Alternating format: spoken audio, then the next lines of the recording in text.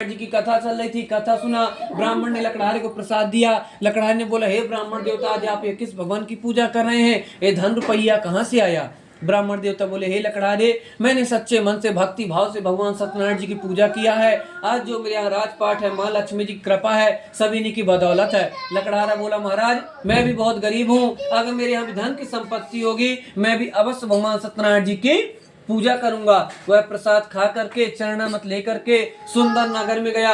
उसने भी लकड़ियों का चौगुना धन प्राप्त किया और सभी सामग्री इकट्ठा करके बंधु बंधु को बुला करके ब्राह्मण के मुख से कथा सुने, बंधु बंधु को ब्राह्मणों को भोजन कराए और हर महीने संक्रांति को पूजा पाठ करने लगे। और इस श्लोक शुभ भोग के अंत में कहा गए, भगवान विष्णु लोक को गए। जय जय रेवा खंडे द्वितीय अध्याय संपूर्ण। बोले श्री सत्यनारायण भगवान के जय।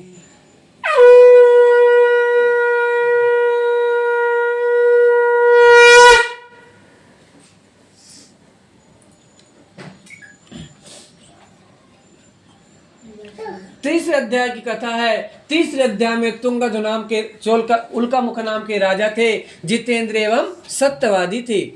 रोज गरीबों को दान पुण्य करते थे कि किस वेश में कब हरि मिल जाए, किस वेश में किसका आशीर्वाद मिल जाए कि मेरे यहाँ संतान की प्राप्ति हो जाए। संतान तो सभी कोई चाहता है ना कि हमारे यहाँ संतान की प्राप्ति हो जाए। अगर मंदिर इतना प्यारा बना, मंदिर में कोई भगवान की मूर्ति नहीं, तो फिर मंदिर काम कराएगा नहीं, रहेगा ना। वैसे महल कितना भी सजा, जब तक कोई बच्चे की कार नहीं बनती तो महल भी अजीब लगता है ना। तो भगवान ने सब कुछ दिया था लेकिन कोई संतान नहीं थी, तो संतान की प्राप्ति के लिए रोज गरीबों को दान पुण्य करते थे कि किस वेश में कब हरि मिल जाए, किस वेश में किसका आशीर्वाद मिल जाए कि मेरे यहाँ संतान की प्राप्ति हो जाए। और गरीबों को दान पुण्य करके कहा, भद्रशिला नदी के तट पर भगवान सत्यनारायण जी का पूजन किया करते थे। एक दिन वह पूजा कर रहे थे, एक व्यापारी आया, नाव को किनारे पर ठहरा करके राजन से बोला, हे राजन, भक्ति युग से आप यह क्या कर रहे हैं? किस भगवान की पूजा कर रहे हैं और किस कामना के लिए कर रहे हैं? राजा ने बोला, हे व्यापारी, मैं संतान की प्राप्ति के लिए भगवान सत्यनारायण जी की पूजा कर रहा हूँ। व्यापारी बोला, हे राजन, मेरे यहाँ कोई संतान नहीं है, आप इसका पूरा विधि विधान बताइए। अगर मेरे यहाँ कोई संतान होगी मैं भी अवश्य भगवान सत्यनारायण जी की पूजा करूंगा। राजन उसको पूरा विधि विधान बता दिया। एक प्रसाद उठा कर व्यापारी को दे दिया। व्यापारी दौड़ा दौड़ा अपने घर आया, अपने पत्नी के हाथों में प्रसाद को रख दिया और रखते समय संकल्प किया कि भगवान सत्यनारायण जी का प्रसाद है, अगर हमारे यहाँ कोई संतान होगी हम अवश्य भगवान सत्यनारायण जी की पूजा करेंगे। उसकी पत्नी ने जैसे प्रसाद को ग्रहण किया तो भगवान के आशीर्वाद से गर्भ को धारण करती है और 10वें महीने में एक सुंदर कन्या को जन्म देती है। कन्या दिन प्रतिदिन ऐसे बढ़ती है जैसे शुक्ल पक्ष का चंद्रमा बढ़ता है। जब कन्या थोड़ी बड़ी हो गई, कन्या का नामकरण किया गया तो सभी विद्वान पंडितों को बुलाया गया। सभी विद्वान पंडित उसका क्या नाम रखे? कलावती, कि उसमें हर तरह की कला थी। और माता का नाम था लीलावती। जब नामकरण संपन्न हो गया, मीठे शब्दों में लीलावती अपने पति से बोलती है कि हे स्वामी, जब आपने संकल्प किया था, चलिए भगवान का पूजन अर्चन कर लिया जाए। तो दुख में सुमरन सब कोई करे, सुख में करे न कोई, और जो सुख में सुमरन करे तो दुख काहे को होए। व्यापारी का दुख था, रोज भगवान को हल्दी चंदन कुमकुम लगाता था। दुख मिट गया तो भगवान को दूर से ही नमस्कार करने लगा। अपने पत्नी से झूठ बोलता है कि हे प्रिय, अभी कौन सी जल्दी है, इसके नामकरण के समय बहुत सारा धन रुपया खर्चा हो गया, अभी मैं व्यापार करने के लिए जाता हूँ, जब व्यापार करके आऊंगा उसी समय इसका विवाह भी करूंगा और विवाह के समय भगवान सत्यनारायण जी की पूजा करूंगा। भगवान जी क्या बोलते, मेरा नाम क्या है? छलिया, मैं सारे जगत को चलाता हूँ और व्यापारी आज मेरे को ही चला रहा है। भगवान ने ऐसे समय चक्र घुमाया कि देखते देखते उसकी कन्या कैसे हो गई? विवाह की योग हो गई। ऐसे गाय को देखिए, गाय ना, गाय का जो बछड़ा होता है कितने घंटे में दौड़ने लगता है? तुरंत होता है, तुरंत 10-5 मिनट में। 10-5 मिनट दौड़ने लगता है ना। चाट चूम के गाय दौड़ा देती है ना। तो ऐसे इंसान की आयु जब घोर कलयुग आएगा ना, तो जब कलयुग और घोर आएगा तो जो इंसान की आयु कम हो जाएगी। अभी कितना है? कम से कम 100 वर्ष बताई गई कलयुग में ना, जो अभी चल रहा है समय। लेकिन 100 वर्ष कोई नहीं जाता है, 70-80 ज्यादा ना।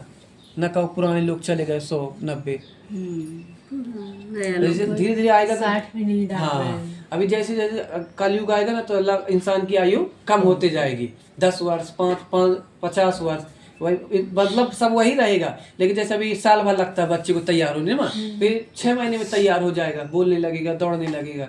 3 महीने में हो जाएगा, 2 महीने में हो जाएगा, ऐसे कर करके सब फर्क चले आएगा, बराबर। तो पंडित अगरबत्ती जला दो। हाँ बिल्कुल। हरिओम। अपने पत्नी से झूठ बोलता है कि अभी मैं व्यापार करने के लिए जाता हूँ, जब व्यापार करके आऊंगा उससे समय इसका विवाह भी करूंगा और विवाह के समय भगवान सत्यनारायण जी की पूजा करूंगा। भगवान ने ऐसे समय चक्र घुमाते हैं कि देखते देखते उसकी कन्या कैसे हो जाती है, विवाह की योग हो जाती है।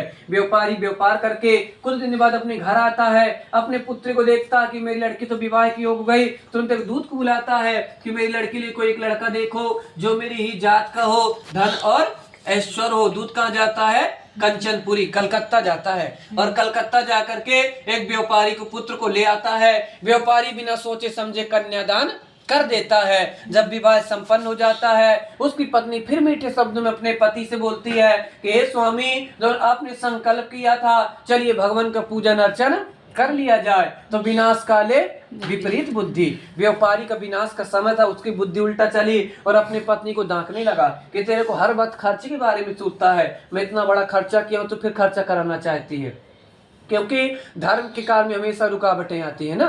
अगर अपन को पूजा पाठ करना हो तो कुछ ना कुछ अड़चने आ जाएंगी, कहीं कोई बीमार हो जाएगा, कहीं पैसे का प्रबंध ना होगा, कहीं ऑफिस से भैया का फोन आ जाएगा, बराबर ना। अब वहीं घूमने वगैरह जाना होगा तो जल्दी 4 दोस्त लेने के लिए आ जाएंगे, उसमें नहीं लेट होगा ना। तो ऐसे व्यापारी के साथ हो रहा था। अपनी पत्नी से झूठ बोलता है कि अभी मैं और मेरा दामाद व्यापार करने के लिए जाते हैं, जब व्यापार करके आएंगे तो बहुत बड़ी पूजा करेंगे। जो घर में अनाज वगैरह होता है नाव में रखता है और कहाँ चल देता है, रत्न सापुरी मुंबई आ जाता है और मुंबई आकर के धर्मशाला में ठहरते हैं। भगवान क्या बोलते हैं, जब तक मैं इसको चमत्कार नहीं दिखाऊंगा ये मेरे को नमस्कार नहीं करेगा। भगवान 2 मायावी चोर बनाते हैं और राजा चंद्रकेतु के दरबार में चोरी करने को भेजते हैं। जब चोर चोरी कर रहे थे, राजा के दूत चोरों को पकड़ने के लिए भागते हैं। चोर जहाँ ससुर जमाई ठहरे तो वहीं पे सारा धन ला कर रख देते हैं और चोर यहाँ से अंत धन गायब हो जाते हैं, क्योंकि वो मायावीर है, गायब हो जाते हैं। जब राजा के दूत आकर के देखते हैं व्यापारी के दामाद को पहली बार नगर में देखते हैं, जो हमारे से धन चोरी है इन्हीं के पास है, हो न हो चोर यही है। इन दोनों व्यापारी को पकड़ करके मारते हुए राजा साहब के सामने लेके जाते हैं। आदि व्याधि जब अपने ऊपर विपदाएं आती हैं तो चारों तरफ से आती है ना। व्यापारी क्या विपदाएं आई, जो घर में अनाज वगैरह थे अभी सब चोरों ने धन चुरा लिया। पुत्री अन्न की चिंता में दर दर भटकने लगी। एक दिन ब्राह्मण के घर गई, कथा सुना, प्रसाद ग्रहण किया, घर थोड़ा रात को लेट आई। माता बोली, हे पुत्री तू रात भर गायब थी, तेरे मन में क्या है? बोली, हे माँ मैं एक ब्राह्मण के घर में थी, वहां पे भगवान सत्यनारायण जी का पूजन चल रहा था, मैंने कथा सुना, प्रसाद ग्रहण किया और आपके लिए प्रसाद लेकर के आई हूँ। माता के हाथों में जैसे प्रसाद को रखा, माता को तुरंत याद आया कि तेरे जन्म से पहले तेरे पिताजी ने संकल्प किया था, आज तक उन्होंने पूरा नहीं किया हो, न उन्हें कृपा से में दुख की प्राप्ति हो रही है। चटपट पूजा की तैयारी की, रात को ही भगवान जी का पूजन अर्चन किया, भगवान जी से वरदान मांगा कि हे प्रभु मेरे पति और मेरे दामाद जहाँ भी हो मैं शीघ्र घर चले, हमें हम सबका अपराध क्षमा करो। भगवान कैसे हैं, कोमल हृदय वाले हैं, अपने भक्तों ज्यादा देर नाराज नहीं रहते। भगवान सुबह चंद्रकेतु को स्वप्न में दर्शन देते हैं, हे राजन जो तुम दोनों बड़े पुत्र को कारागार में डाला है, भोर हो तो छोड़ दो, मैं तुम्हारा राजपाट सब नष्ट कर दूंगा, क्योंकि तुम्हारी कारागार में तो मेरी कारण ही आए हैं। राजा सुबह उठा, दोनों व्यापारी को उपस्थित किया, बेड़ियां कटवाई, बड़ी बड़ी दाढ़ी हो गई थी, दाढ़ी बनवाई, वस्त्र फट गए थे, नए नए वस्त्र दिए, अच्छा स्वादिष्ट खाना खिलाया, जितना सामान लिया उससे डबल सामान करके कहा गंगा जी के किनारे छोड़ने के लिए आए। जय जय रेवा खंडे तृतीय अध्याय संपूर्ण। बोले श्री सत्यनारायण भगवान के जय।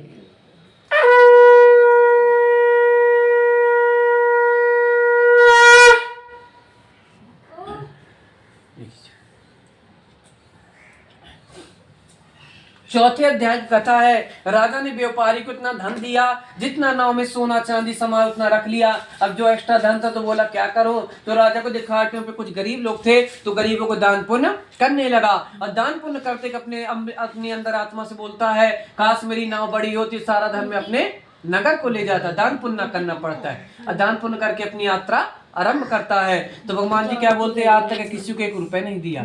यहाँ तक कि गरीब आता तो गरीब को दांत के भगा देता था और ब्राह्मण आता तो ब्राह्मण को देख के भाग जाता था कि दान पुण्य करना पड़े, आज ये दोनों हाथ तो धन लुटा रहा है, थोड़ा मैं भी तो परीक्षा लूं। भगवान जी ने एक साधु को भेष धारण किए और व्यापारी के सामने प्रकट हो गए। बोले हे व्यापारी, आज बड़ा दान पुण्य कर रहा है, क्या बात है, तेरी नाव में क्या भरा है? व्यापारी मनी मन सोते पूरी नाव पे पूछ रहा, लगता कोई ज्यादा मांगने वाला गया, इसलिए झूठ बोलने में ही भलाई है।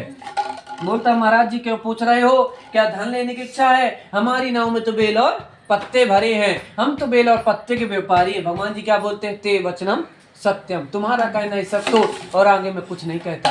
और कुछ दूर पर जाकर भगवान जी बैठ के नीचे विराजमान हो गए। दोनों ससुरमाई नृत्य किया, वापस अपनी नाव में चढ़ा तो नाव में क्या देखते हैं कि नाव में इतना सोना चांदी था, नाव पानी में डूबी जा रही थी, यह तो पानी से ऊपर उठी है। जब खोल कर देखो उसमें क्या थे, बेल और पत्ते थे। ऐसे देखकर मूर्छित होकर ससुर जमीन पर गिर पड़े।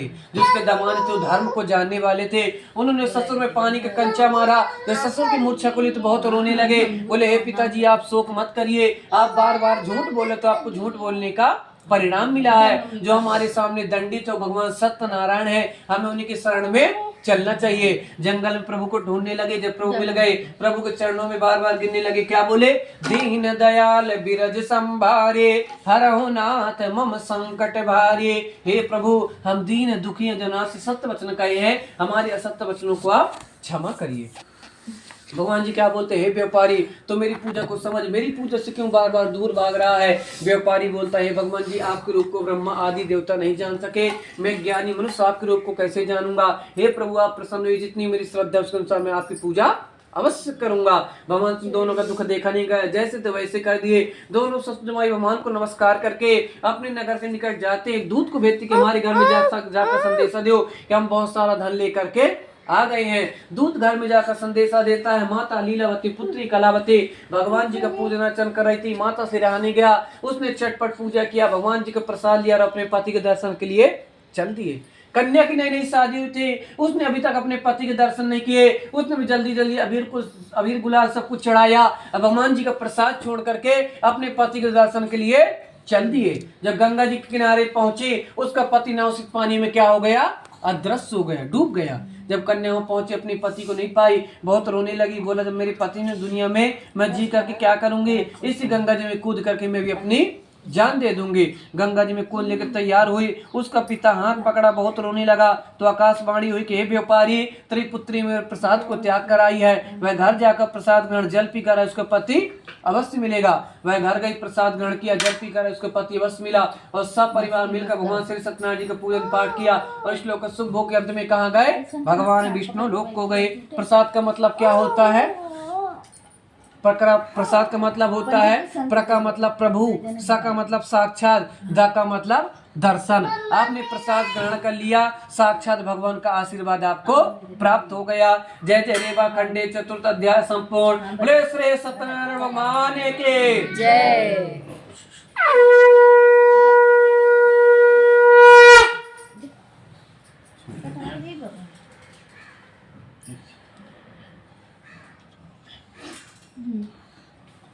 5वें अध्याय की कथा है। 5वें अध्याय में तुंगद नाम के राजा थे, सत्यवेतम जितेंद्रिय थे। अपनी प्रजा को ऐसे संभालते थे जैसे बाप अपने पुत्र की सेवा करता है। लेकिन प्रजा को संभालते संभालते क्या हो गया था, अहंकार। और जहाँ पे अहंकार होता है तो क्या हो जाता है, नष्ट हो जाता है। राजा एक दिन घने जंगल में गए शिकार करने के लिए, उनको कोई शिकार नहीं मिला तो बरगद के नीचे विराजमान हो गए। वहीं कुछ दूर पे ग्वाल बाल भगवान सत्यनारायण जी का पूजन कर रहे थे। राजा ना तो वहां गए ना तो नमस्कार किया। जब ग्वाल वालों ने राजा को प्रसाद दिया, राजा ने मन ही में सोचा पते लोग गरीब लोग प्रसाद में क्या क्या मिलाए हैं, प्रसाद को फेंक दिया। जो वापस अपने नगर के निकट आए, 100 पुत्र राट पाट सब क्या हो गया, जलमग्न हो गए, जल में तैरने लगा। राजा बोला मैं तो गए थे सही सलामत, अचानक है क्या हुआ, ना तो आंधी आई, ना तो तूफान आई, ना तो बारिश हुई, ना तो बाढ़ आई, मेरा ही राज पानी में क्यों डूबा है, बाजू का राज तो सही है। उन्होंने अपराध से संकल्प किया कि आज मेरे से क्या क्या अपराध हुआ, क्या क्या त्रुटियां हुई। उनको याद आया कि आज मैंने ग्वाल बाल भगवान सत्यनारायण जी के पूजन का त्याग किया है, हो न उनकी कृपा से मुझे दुख की प्राप्ति हुई। उसी वन में दौड़े दौड़े गए, सभी ग्वाल बालों को इकट्ठा किया, भगवान सत्यनारायण जी का पूजन पाठ किया, भगवान जी से क्षमा याचना मांगी और जिस प्रसाद को पैर से ठोकर मारा था उसको पुनः ग्रहण करते हैं। भगवान जान गए जिसके अंदर अहंकार थे, अहंकार क्या हो गया, नष्ट हो गया। या फिर राजा बनने की हो गए, भगवान को फिर राजा की पदवी दी। अब मैं उनके दूसरे जन्म की कथा कहता हूँ। तो सबसे पहले किसने पूजा किया, बताओ। सबसे पहले ब्राह्मण ने पूजा की है ना, हाँ। वो दूसरे जन्म में सुदामा बने, भगवान श्री कृष्ण के मित्र बने, भगवान श्री की मित्रता निभा करके भगवान को मोक्ष दिए। जो दूसरे लकड़हारा थे वो राजा गौराज हुए। जब भगवान को 14 वर्ष का वनवास हुआ तो गंगा पाल लगाए, बोले भगवान हम आपको इस जन्म में पाल लगा रहे हैं, कलयुग में आप हमको बहुत सागर पाल लगाना। बोलिए बस। जो तीसरे व्यापारी थे वो राजा दशरथ हुए, भगवान स्वयं के गृह में प्रवेश किया, भगवान रामचंद्र की सेवा कर भगवान को भी मोक्ष दिए। और जो चौथे राजा तुंगध्वज थे वो राजा मनु हुए, अपने पुत्र को आरे से चीर करके भगवान को अर्पण कर दिए। जो सच्चे मन से भक्ति भाव से भगवान सत्यनारायण जी की पूजा करता है, भगवान उसकी सभी मनोकामनाएं पूर्ण करते हैं। जय जय रेवा खंडे पंचम अध्याय संपूर्ण। बोले श्री सत्यनारायण भगवान के जय। लाइए सभी लोग। चला महाराज जी श्रीमद। चलिए एक थोड़ा एक लोटे में पानी तो हो गया है। भैया हमारी थैली